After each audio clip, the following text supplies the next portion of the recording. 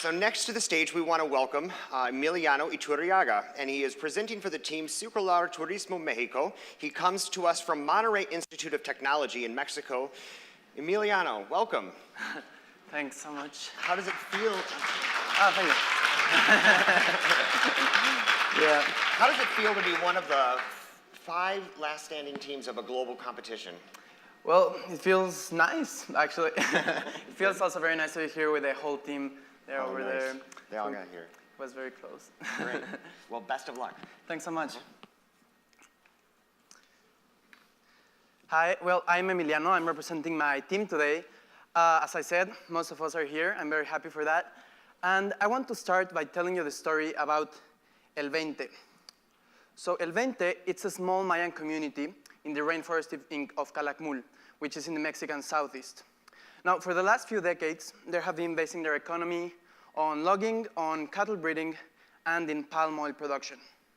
Now, 6 years ago, Mayan ruins were discovered inside their territory.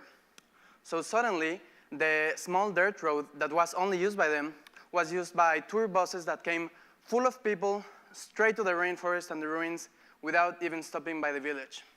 So there is one woman, Doña Rosa, and she saw the huge opportunity this represented for creating a sustainable income for the whole community. So she started organizing everyone. Her son became a bird watcher. One of the hunters became a hiking guide. All the artisans got together and built a little workshop, and she even got funds from the government to build accommodation. So it was an indigenous tourism cooperative. Now, the big day of the opening arrived, and no one showed up, nor in the whole year. And today, it has been 3 years since they launched this project, and they have received nothing but a couple of tourists. And the critical thing here is that the case of Doña Rosa and El Veinte is not one isolated rare case. It is actually just one of at least 2,000 indigenous tourism cooperatives in Mexico that are struggling to take off. In Mexico, 70% of the indigenous land is considered as of high conservation priority. So they are living in the ecologically richest areas of the country. However, 73% of them still live with an income under the poverty line.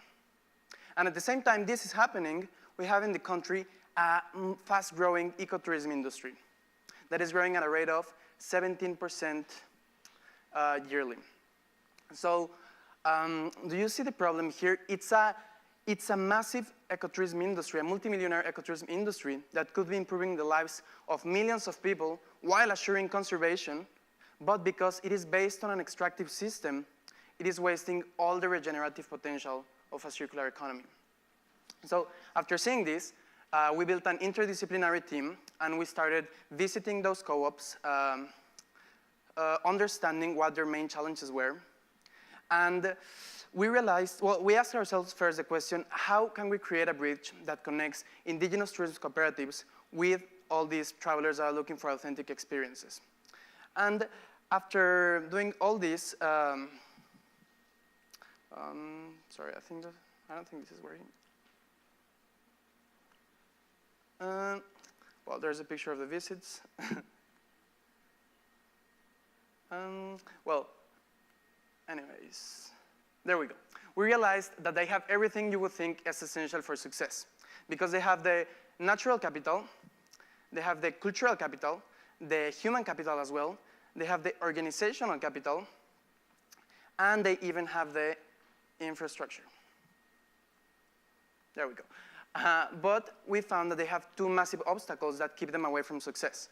In first place, they're not designing attractive trips because they have no ways of knowing what is it that the tourists want. And then they don't have, they're isolated, therefore they don't have the critical mass, the know-how, or the tools to market themselves to wider markets. Oh, there we go. I'm sorry. Yeah, so after knowing this, we started designing, and with people from the community and based in their traditional practices, and we made Rutopia. So Rutopia is a platform that gives all these indigenous tourism cooperatives the tools that they need for creating and selling their experiences in an effective way, and all based in a circular economy perspective. So, there we go. Yeah, so we have 3 tools for creating value for the communities in Rutopia. The first one is creating attractive experiences. So we help them create attractive experiences. We designed a low-cost process of remote co-design that allows them to actually, well, what we do is we collect data from the tourists, and then we translate all this to specific metrics. And then the co-ops can use these metrics to track their improvement. Like, for example, they can see how other co-ops that scored high in those specific areas are achieving so, and they can also try to improve their own services. And then secondly, we invest in communities that are engaged in conservation. So this diagram that I'm about to show you, if maybe you can help me with a, yeah, so next one. Next one, there. So I'm just gonna leave those here. So this might look a bit complex, but it's actually very simple. It means that 10% of all our income is being held in a fund that periodically rewards communities that are engaged in conservation through some kind of specific indicators. So you can think of it as a mechanism to naturally invest in the ecosystems as if they were natural infrastructure for tourism. Can you pass the next one? So, and finally, we can connect co-ops with loyal and profitable markets. And using a web-based platform and some other channels, can you please pass the next one? We can connect them with international markets that individual communities have not been able to achieve on their own so far. So, and this is all possible because, well, it's actually economically self-sustained. And this is possible because by taking out of the value chain the external operators and retailers, a lot of resources are unlocked while increasing the local economic spillover. So this allows us, because sometimes they take up to 90% of the income. So by doing this allows us to charge a commission straight to the tourist on top of the price already established by the local co-op. Now, this whole change in the value chain has a much deeper implication than just more money for the locals. Because it is a whole paradigm change in the way tourism has historically been done within indigenous communities. Because we do not seek to be a business that brings tours to see indigenous communities. We seek to be a collaborative tool built as a platform cooperative that creates communities that are capable themselves to create and operate their own tours. And this change in paradigm is very important for understanding why we can build a path for a circular economy. Please, the next one. Because when it is the community itself that is gaining economic income and recognition from keeping its ecosystems and traditions alive, then a whole process starts. First, there is a reevaluation of the natural and cultural capitals. Then there is a reinvestment of effort and resources to preserve that capital, and then there is a regeneration of the capital. And next one, please. This whole thing started last year, at the beginning of last year. We did a lot of field and theoretical research, but as soon as we could, we started prototyping and validating. And so far, we have validated with 106 travelers, and we have created an income of almost $4,500 US, an almost functional prototype platform with Wix and a lot of Google Forms as well, a lot. And most importantly, we have created a very solid network of 7 communities that are very motivated, very engaged, and that are giving very good services right now. So we have learned a lot of each trip we have done with the communities. It has been very important for redesigning our whole model. And if you're wondering how this whole thing looks like, actually, we prepared a 1-minute video to just give you a quick insight.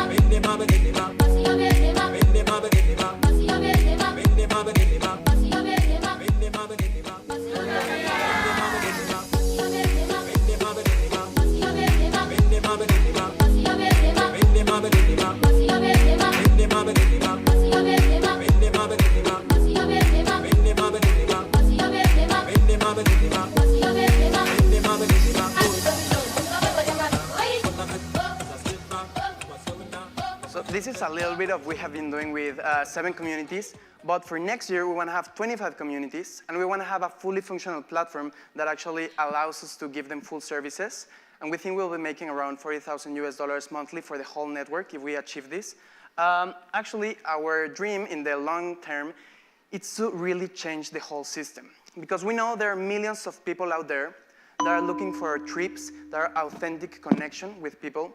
And we know how hard it is for them to find the communities, their destinations. And we know how hard it is for the communities to find them. So this is the reason why we are building Rootopia. So, well, thank you very much in the name of all of the team, our mentors that are watching us right now, and of course, all our partners in the communities. That will show them that video later, maybe. And yeah, thank you very much, and especially for the Wege Foundation.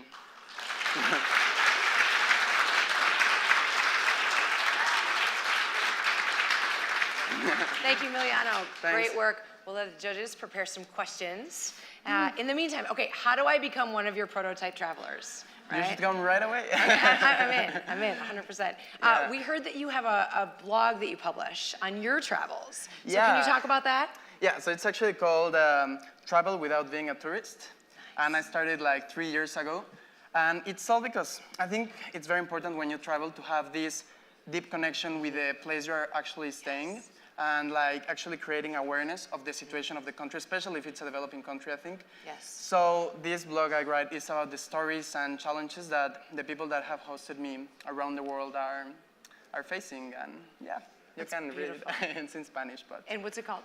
Travel Without Being a Tourist. Travel Without Being a Tourist. Beautiful. Yeah, that's the name. Incredible. Thanks. Incredible. Good for you. So I'm curious, have you gleaned any great stories already from your prototype travelers of experiences that they've had or ways that they feel more deeply connected to the culture? Yeah, we actually have a lot. We've learned something that was very surprising, and is that what they value the most, because they love the waterfalls, they love the nature, you know, watching monkeys in the wilderness and everything. But what they value the most is that they're actually able to sit in the table with the people from the place and just, you know, understand and hear how people understand the world in completely different ways that sometimes they do or we do. So I think that's the thing they value the most. That's beautiful. And it's very rewarding as well. It's exciting, very exciting. Wonderful. Thanks. Judges, are we ready for some questions? Great. Take it away. Okay. Good luck. Thanks. Okay, Emiliano, it was a super presentation. Thank you very much. Thanks. You've described the circular economy in a way that a lot of people don't, by focusing on cultural aspects. Most of the time people would look at circular economy and they'll talk about, say, regeneration of the soil, they'll talk about flow of materials. You tell me a little bit more about your thinking and how you've applied the circular economy to this project. Yes, for sure. So I think 2 basic pillars of circular economy are keeping the resources at their highest values and also being regenerative by design. So the current extractive system on tourism in Mexico, and I think in a lot of developing countries, is that they're extracting a lot of value from the ecosystems and the cultural heritage of the cultures, the local cultures, but they're mostly not giving anything back to this system. So this is slowly depleting the traditions and ecosystems, and this is translated in practical, like people don't speak their language anymore, kids don't want to learn the ethnic languages because they don't give it any value.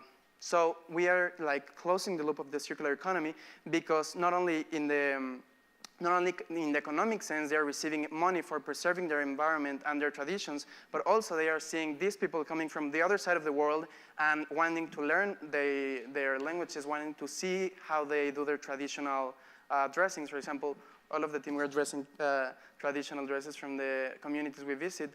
So I think this is how the culture can also be regenerated by tourism. Yeah, I have a question about I actually have 2 questions about the consequences. Assuming that you're successful, how do the external tourist operators that currently exist, how are they going to react? Because you know they will. Yeah. So how will the competitors kind of react to this? Yeah, because this is going to cut into their money in a serious way. Yeah, well, I think they won't be happy. Exactly.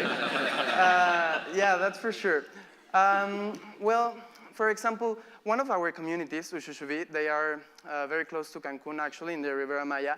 They have been for the last 5 years being with an agreement with an Italian company that charges around $80 for taking tourists in quad, and they go into their jungle and they see everything, and then they go in one day, and from those $80 they give the community $4 US. So yeah, they're not gonna like it, but I mean, also it makes the communities are gonna be very competitive because they're gonna maybe have smaller margins, but they're gonna like employ a lot of the people of the community. So even if they react, the ecosystems is not theirs, the cultural heritage, all the activities is not theirs. So yeah, I think we're prepared for that. Well, and the follow-on question is about the competition between these indigenous communities then, because you're setting up a situation where they will be, for the first time, competing with each other within the system for the same tourists. And how do you keep that competition healthy and not unhealthy? Okay, that's so first, the network is nationwide, so we don't have any case yet where they have very similar value propositions. We have some that have very nice hotels that have been funded by the government. Others only have a little campsite where you can go and put your tent. So we don't have that yet, but in the long term, in case we would start having that, we will be built as a platform cooperative. That was actually a concept that we got from Alicia. That was very useful. Thanks so much. And this makes a symbiosis. So, you know, if they are member owners because they own some shares of the whole network and not only of their projects, they will have very strong incentives to make everyone success. So they can also make symbiosis. So it cannot be just one community. Maybe we can make trips that are like, hey, visit these 4 communities, and then everybody wins a little bit. Thank you. No problem. Yeah, my question is, so success for you in this project, do you have an idea of how you're going to cap some of this? Because you're dealing with conservation, you're dealing with all, you know, with remote areas that you're going to be trying to go to. Are you concerned at all? Because I mean, it sounds like a great idea that could really take off. What do you see as being the maximum, you know, in terms of your success on this, and where will you say enough's enough? Like we don't want to continue in this path because we're starting to affect the area or the environment. Yep. Right. So right now, Mexico has a very big tourism industry. Last year we broke record, for example. We know last year 40 million tourists came to Mexico. Of course, we know that's not the cap because most of them are going to the resorts and all-inclusives. There's no data. We have not found very accurate data on how many actually adventure and ecotourism travelers are going to Mexico. We have the number that a couple of years ago it was 3,500 million US that just eco and adventure tourism were making in Mexico. So that will be our cap. And I think it's very important to note as well that all the communities, they already have these projects developed, ecotouristic projects. So they have all the charging capacity, I think that's the term in English, charging capacity studies made. So what happens is if they're starting to increase their demand and they're trying to have a lot of tourists, well, they can play with a quality price spectrum, right? So they can start offering more premium service and maybe lower a little bit the volume. So they have that training in most of the cases. Thanks. No problem. You've talked about regeneration, that there's a problem of the lack of the regenerative aspect of ecotourism. What does success look like in terms of regeneration with your solution? Okay. I'm going to give you a very, very quick example of how we think we achieved regeneration in one cycle of these tours. In one of the communities we have been working in, we made the trip, and in the surveys, a general comment of all the tourists was that it was very nice, everything, but they had a lot of trash surrounding the village because all the trash, they dumped it in one side. So we gave this report to the community, and they said, well, we want to receive tourists, we want them to go happy. So they sent us pictures later that they used the money, part of the money they earned, to hire a truck, and all the community cleaned that whole part of the jungle. And then it's clean, and the next group is going to have a very clean jungle. So that's just in a very, very, very short term how we regenerated a small part of the jungle that was just beside of the jungle, of the little village.